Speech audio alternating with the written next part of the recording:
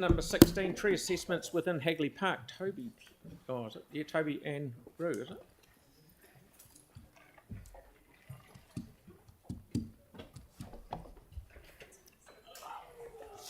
This is just information only.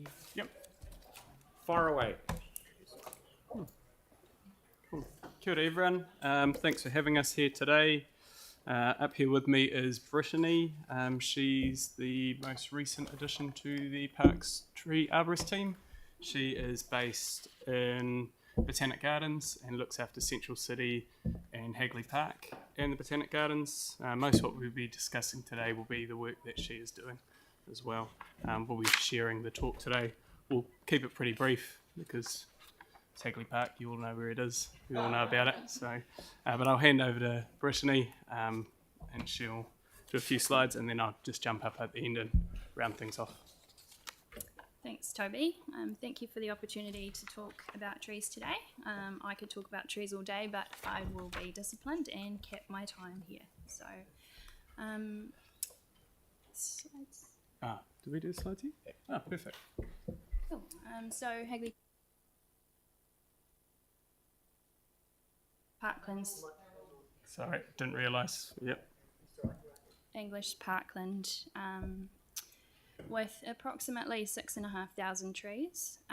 The first planting was recorded in 1858, and a lot of trees that we still have today were planted concurrently, so they're well over 100 plus years in age, and they're in groupings of woodlands and avenues.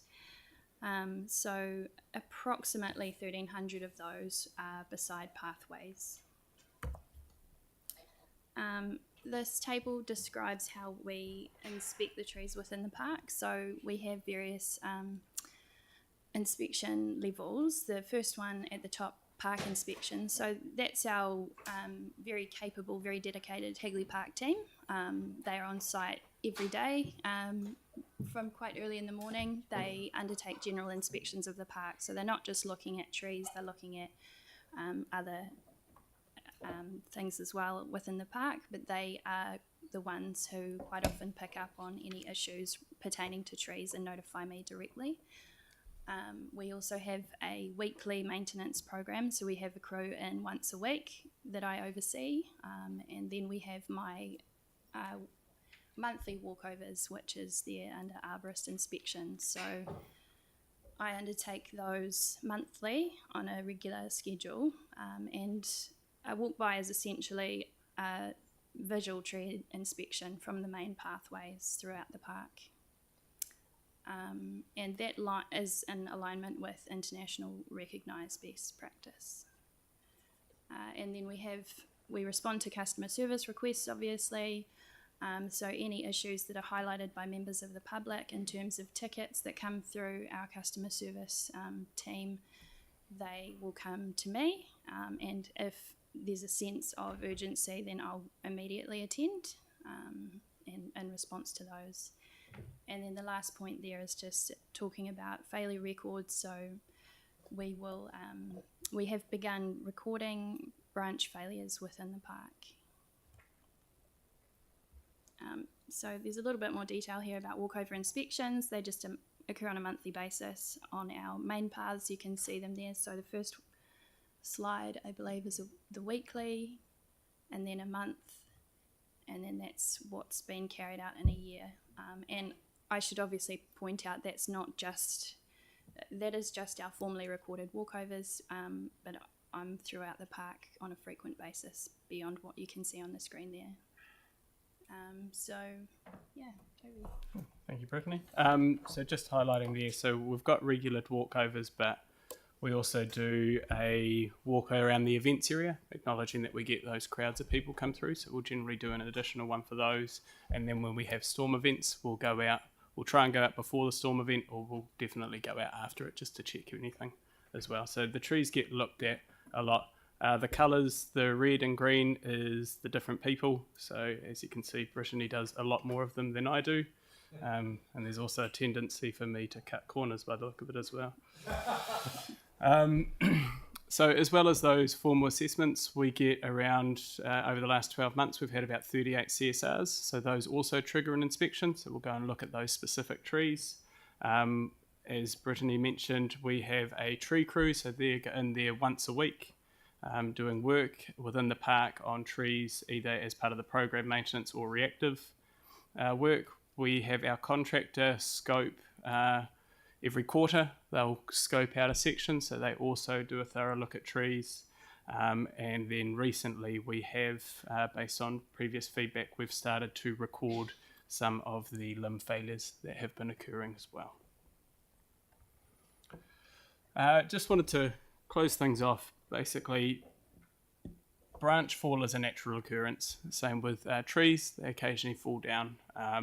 It's not something we can eliminate, no matter how often we look at the tree, no matter what implement, what devices we use, we can't find everything. We do try and minimize the chance of failures happening, and we certainly try and minimize the chance that a failure might result in harm.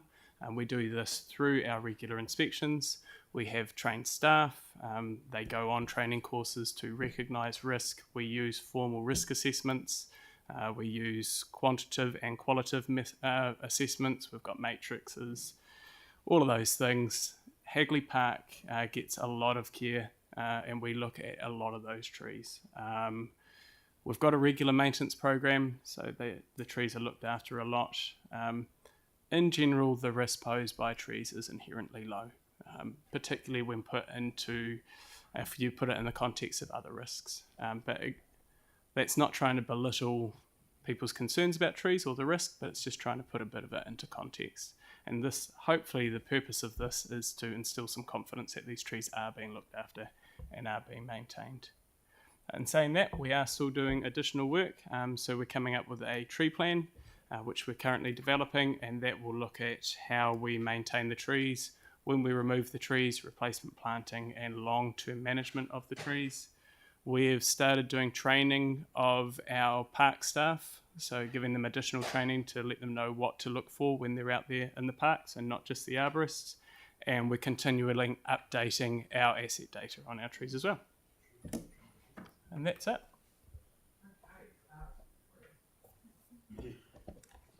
Might be a silly question, but my question's driven by one that I've been asked a couple of times by residents about how do you assess the health of the root structure? And perhaps the question then is, can you determine the health of the root structure by what's going on above the ground? Yeah, so there's certain indicators that we would look for. So dieback and a canopy, you've probably heard the thing, what's above ground is below ground. So there is a relationship between those. So if you see dieback in the canopy, that will generally represent some dieback in the roots. When it comes to assessing roots, we're generally looking at the impact on the tree stability. So we've got an assessment to determine what size root plate that needs to be. We'll look at the surface, so we'll look at any disturbance, we look for cracking, we look at lifting. We can't go down and check the roots.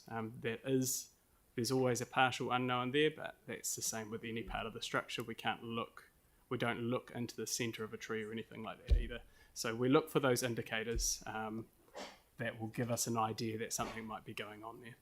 thank you. I think I can answer that question myself next time I'm asked now. Cool. Thanks. Yeah, thanks for that, and thanks for the care you take of the trees in Hagley Park. Just, would there be any advantage in using drones to assess the upper reaches of the leaves? Would that make any sense? Or? Not particularly. A majority of the time when a branch falls, there's no indication. So anything that a drone can see, we can generally see as well. A drone would be able to see it from the top.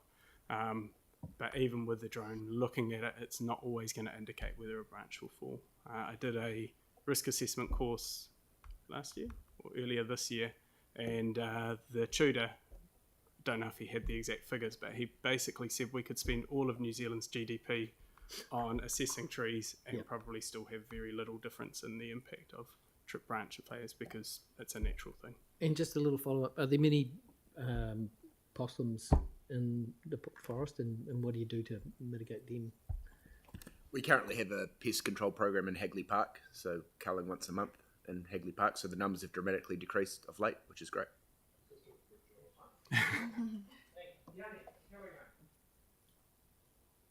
Yeah, thank you. One thing that I was interested to know is when we get strong winds, do we have a sort of ability to send out a text alert to people in the vicinity of parks? It's just that there's been a few occasions where the parks are still open, and obviously with the high winds and the tree branches being impacted, it seems like with technology, maybe there's a better way to kind of inform people that are in closer proximity to the risk areas. So it's kind of two questions really. One is, have we got a kind of understanding of, like, in the big wind events or storm events where the risk areas are?